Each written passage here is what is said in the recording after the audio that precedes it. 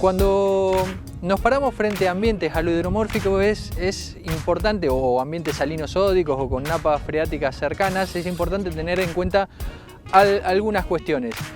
Antes de mencionar los puntos que tenemos en cuenta nosotros desde la decisión de qué forrajera implantar en cada uno de estos ambientes y cómo lo hacemos, cómo lo abordamos, es importante destacar que estamos parados en un ambiente serie tipo Marco Juárez, capacidad de uso 1, de los mejores suelos que muestran las cartas de suelo del mundo, ¿sí? Este suelo se salinizó por tener una napa freática cercana, estamos a 3-4 kilómetros del experimental Marco Juárez, con lo cual nos preocupa, digamos, de sobremedida que esta situación se esté dando en muchos ambientes, ¿sí? De buena aptitud, ¿sí?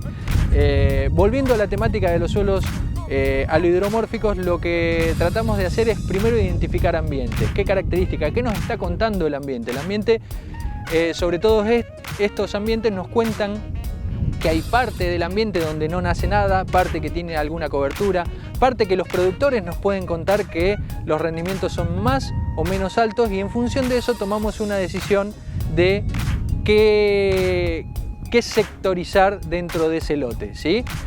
En función de esos sectores, que pueden ser 2, 3 o 4, en general tratamos de reducirlos, vamos a tomar muestras de suelo de esos sectores de una manera determinada. De esas muestras vamos a mandarla al laboratorio y hacer un diagnóstico de qué salinidad tiene y qué pH tiene. También tenemos que saber dónde está la napa. Y en función de eso vamos a elegir qué forrajera implantar. ¿Por qué elegimos forrajeras? Porque en general digamos, son las que más toleran este tipo de situaciones y no tienen que producir grano, que energéticamente es mucho más costoso, digamos, producen forraje. Después de implantar la forrajera en cada uno de los ambientes y haberla logrado, la idea es tratar de manejarla lo mejor posible para tratar de que se genere un círculo virtuoso, para tratar de que fijar más carbono, de generar más raíces, de liberar más poros, de generar mejor estructura de suelo, de consumir más agua, de drenar un poco más profundo o dejar la napa freática a un nivel más aceptable, y de generar más biomasa que nos sirva para alimentar a la ganadería que estamos pensando poner en cada uno de los ambientes. Básicamente ese es todo los puntos a tener en cuenta para tratar de mejorar este tipo de ambiente.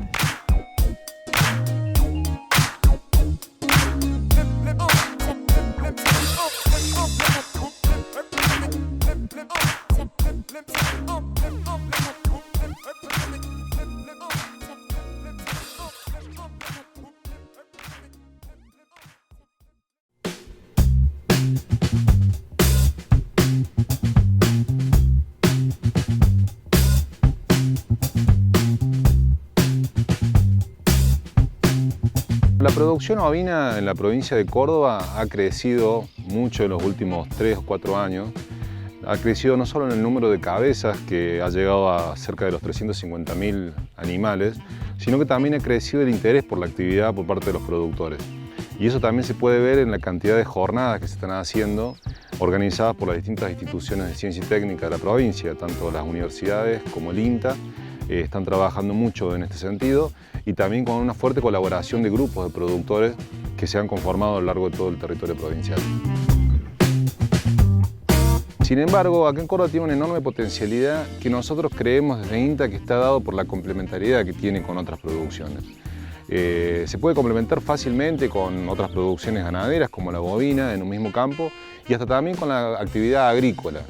Entonces tiene esa virtud, ¿no? Nosotros no apuntamos a que la producción ovina sea exclusiva en los campos, ni que venga a reemplazar lo que ya se hace, sino que empiece a generar una posibilidad de diversificación en los campos, potenciando, entre otras cosas, el arraigo rural tan importante, que dada la actividad agrícola que requiere que no haya gente que esté instalada en los campos, bueno, la producción ovina viene a brindar esto, la posibilidad de que en los campos haya gente asentada permanentemente.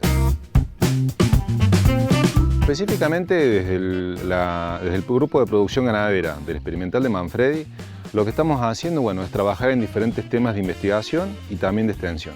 En lo que se hace investigación, bueno, es el trabajo que estamos haciendo particularmente en este campo, que es el mejoramiento de una especie de alfalfa que se llama Carmina, que tiene la posibilidad de tener características antiempaste y que, bueno, que para la producción ovina, tanto ovina como bovina, sería muy positivo, ¿no? Pero también se está trabajando en otras cuestiones, como por ejemplo el programa Provino, promovido desde el Patagonia, para lo que es el seguimiento genético de las majadas, para poder tener mayor veracidad digamos, la calidad de los animales que estamos trabajando. También se está trabajando en la instalación de un módulo experimental, en el experimental de Manfredi, que lo que viene a aportar es una especie de referencia, digamos, para los productores en cuanto a las cosas que se pueden llegar a hacer y cómo se pueden hacer. Lo que hemos detectado en la provincia de Córdoba es que hay un muy bajo nivel de manejo en los campos en general, donde vemos que todavía ni siquiera se logran adoptar medidas de manejo básicas que puedan permitir una producción eficiente, ¿no? del sistema ganadero. Entonces, bueno, la instalación del módulo viene a brindar eso, ¿no? A brindar una especie de centro de referencia, como así también transformarse en un centro de capacitación para los productores, que vemos que es uno de los grandes elementos que debemos abarcar desde INTA para contribuir a la mejora de la producción ovina en Córdoba. El estacionamiento de servicio, que debe ser el elemento que más detectamos como falta de manejo acá en Córdoba, bueno, es la actividad por la cual nosotros podemos decidir en qué momento ponemos los carneros junto a las ovejas. Podemos tener un mayor control tanto del servicio pero también del parto.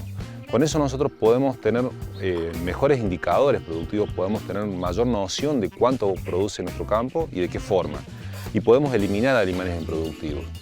Además, bueno, si avanzamos con otras medidas de manejo, como puede ser la ecografía, podemos detectar animales melliceros y también darle una alimentación diferencial a ese animal para lograr una producción mucho más eficiente.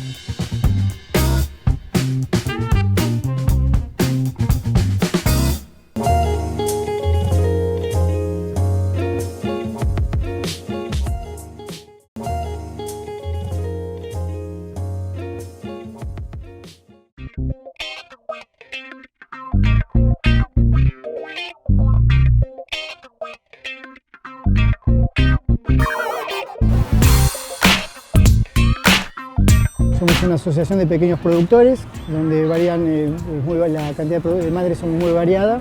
Hay de productores de 5 madres hasta productores de 50 a 60 madres.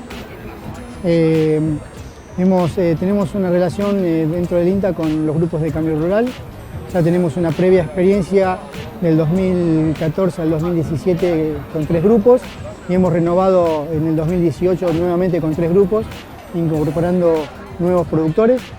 Actualmente contamos con aproximadamente 30 a 35 productores dentro de la asociación y bueno, estamos trabajando para promocionar la producción intensiva del cerdo en confinamiento semi-intensivo o intensivo, donde producimos animales de genética F1.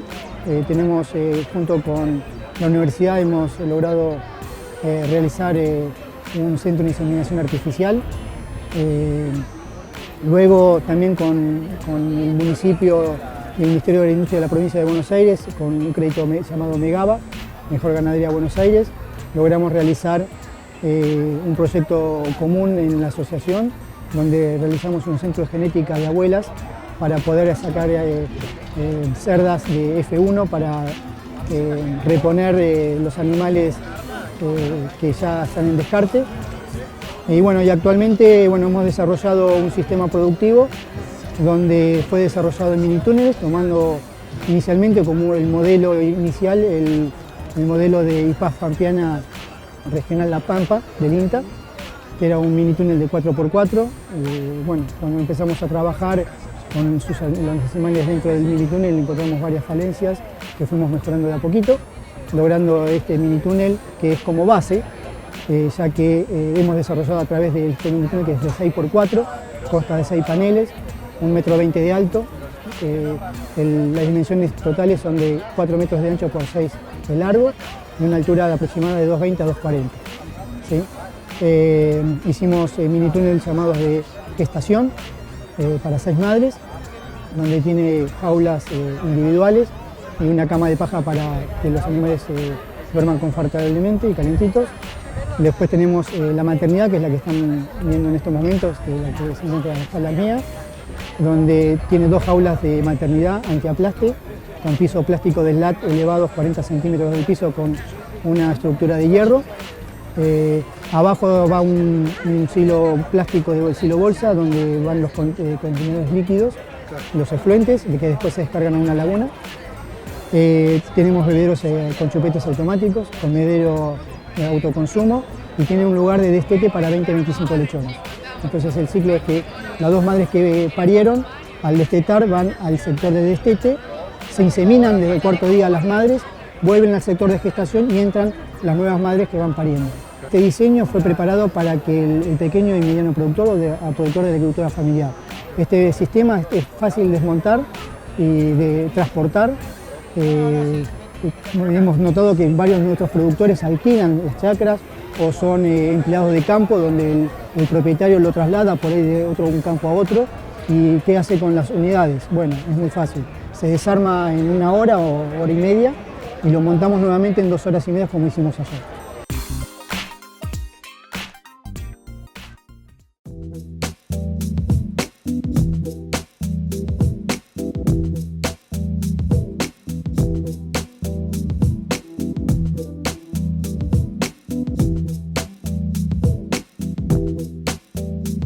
La fitopatología es una ciencia o una parte de la agronomía que trata o estudia los organismos perjudiciales que afectan a las plantas, siendo los cuales son hongos, bacterias y virus principalmente, y que causan algún tipo de enfermedad en las plantas, las cuales pueden causar pérdidas en los rendimientos.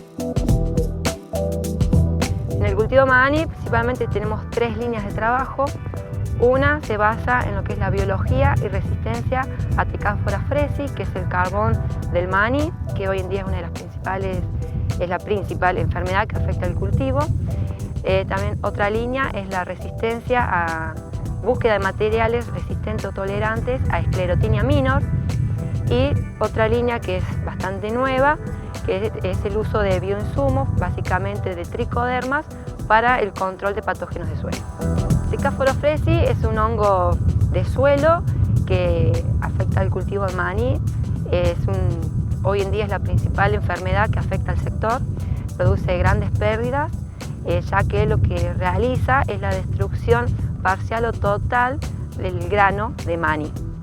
Es un hongo de suelo que se está estudiando, poco se conoce de su biología en cuanto a cuáles son las condiciones más predisponentes para su desarrollo, para lo cual estamos buscando en lo que es el laboratorio de fitopatología un medio de cultivo in vitro que sea homogéneo y estándar, y que todos los patólogos que estemos trabajando en esta enfermedad podamos continuar con distintas líneas de investigación. Bueno, la otra línea es Sclerotinia minor, es un patógeno de suelo que afecta al cultivo de maní. Es un hongo saprófito que realmente lo encontramos desde fines de enero hacia adelante en el ciclo, lo que es el cultivo. Puede afectar las ramas o la corona, produciendo la mortandad de la planta. Y por ende, si afecta temprano a la planta, puede llegar a producir pérdidas en el rendimiento, las cuales van a ser variables dependiendo a cuándo empezó a actuar el patógeno, ¿no? Y a las condiciones obviamente climáticas. Es un hongo que le gustan las condiciones generalmente temperaturas medias de 20-25 grados y humedad. Por lo pronto, por lo que Córdoba, ¿no? La zona manicera, tiene esas temperaturas, y en las últimas campañas hemos tenido lo que es febrero, principio de marzo, estas condiciones. Lo que nosotros estamos realizando en Manfredi es evaluar distintas líneas precomerciales que el mejorador nos provee y quiere que probemos en un infectario inducido, es decir, que nosotros preparamos un inóculo en el laboratorio que luego llevamos al campo cuando se dan las condiciones climáticas que mencioné. Generalmente son entre los meses de febrero y marzo, vamos viendo el pronóstico y jugando también un poco con eso. Y lo que hacemos es poner inóculo de este patógeno, y a los 10-12 días realizamos la evaluación y evaluamos el nivel de tolerancia de las distintas líneas precomerciales, que luego el mejorador le va a servir para continuar con alguna línea para obtener algún cultivar resistente.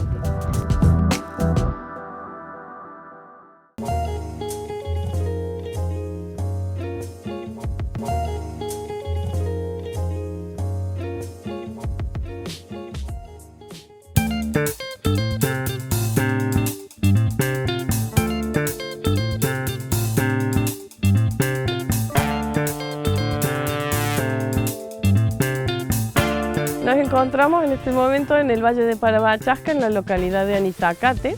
Esta es una de las productoras pertenecientes al proyecto. Son unas 13 familias involucradas, entre ellas la mayoría son de esta zona del Valle de Parabachasca, en localidades como Anizacate, que es donde estamos aquí, Los Aromos, Dique Chico, La Bolsa, y además el proyecto involucra a algunas familias de la zona del Camino San Carlos. En este proyecto las productoras son agricultoras familiares principalmente dedicadas a la producción de huevos de denominación casera. El proyecto le entrega a estas familias todo lo que hace falta en la infraestructura para la construcción de sus gallineros nuevos. Además se entregaron bollitas ponedoras, alimento balanceado y el proyecto además contempla una parte en la que es producción de alimento balanceado y entonces además se compra moledora, mezcladora, una balanza, máquina de coser bolsas y todo lo necesario para hacer una pequeña planta de producción de alimento balanceado que incide notablemente en la economía de estas producciones. El objetivo no es mejorar la infraestructura, sino aumentar la producción de huevos de denominación casera, que en la zona realmente son muy requeridos, y todos los productores de este proyecto participan en distintas ferias locales. Y además están conectados entre ellos por capacitaciones, actividades en conjuntos diversas, y bueno, ayudados obviamente por las instituciones como el INTA, Secretaría de Agricultura Familiar, Universidad Nacional de Córdoba, etc.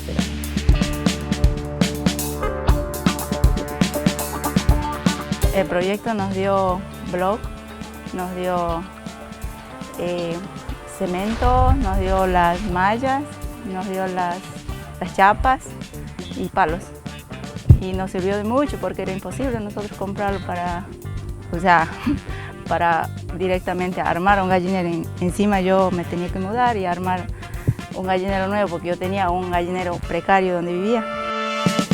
Antes era como que no teníamos ni un bebedero, ni un comedero, nada de eso. Y cuando entramos al proyecto nos entregaron las pollitas, antes que nos entreguen las pollitas ya nos llegó los bebederos y todo eso, el material. Entonces, a medida que eso y fuimos ya armando. Cuando llegaron las pollitas ya teníamos ya el gallinero ya. Los atendí como tiene que ser, con el comedero como tiene que ser. En cambio antes era como con lo que había, tenía que ideármela yo. En producción alzo los huevos como la cantidad de gallinas que tengo, un huevo por día cada gallina. Trato de comercializarlo acá en la zona, o sea, me hice de grupos, de gente que me pregunta o yo ofrezco, o sea, directo a la persona que sí le va a consumir. Eso es mi propósito mío. Yo lo ofrezco como huevos caseros y si necesitan detalles, lo explico cómo lo estoy alimentando yo a las gallinas porque yo lo que lo estoy alimentando es así, un poco de balanceado de ponedora y después maíz entero, maíz quebrado, lo empiezo a mezclar y después también no le doy todos los días, pero por lo menos 2 o 3 días a la semana lo estoy trayendo verdura, le estoy dando toda verdura, todas sobras así, le estoy dando, no armo cómpulo de todas las gallinas.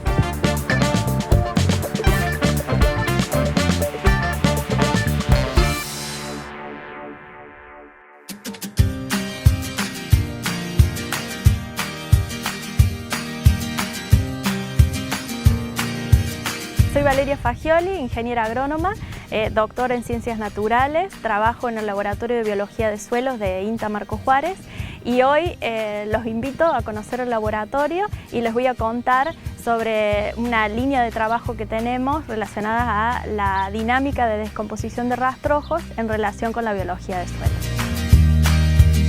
Siempre estuvimos centrados en investigar o trabajar según la demanda del productor y de los asesores técnicos, ¿no? En un principio empezamos estudiando indicadores de calidad de suelo. La idea básica era ver el grado de deterioro o de mejora de los suelos según distintas prácticas de manejo. Entonces, bueno, se pudo detectar que ciertas prácticas son más favorables o menos para la biología de suelos. Pero bueno, el porqué de este laboratorio es fundamentalmente el dar una respuesta al productor y al asesor agropecuario. Ya hace unos años se desarrolló una línea de trabajo muy interesante basada en una inquietud de un asesor CREA, después de otro que vino con la misma inquietud y así sucesivamente, relacionada a el por qué las diferencias en los diagnósticos de fertilidad de suelo según si un año era seco o era húmedo. Y bueno, esa era una problemática actual que demandó hacer experimentos y ensayos puntuales para poder dar una respuesta a esto. Y así, bueno, estuvimos unos años trabajando en el estudio de la dinámica de la descomposición de rastrojos, encarado siempre desde la óptica de la biología de suelo, porque era la pata que quedaba por descubrir de todo esto. Y se pudo ver que los procesos microbianos son muy importantes y que la calidad del rastrojo también lo es.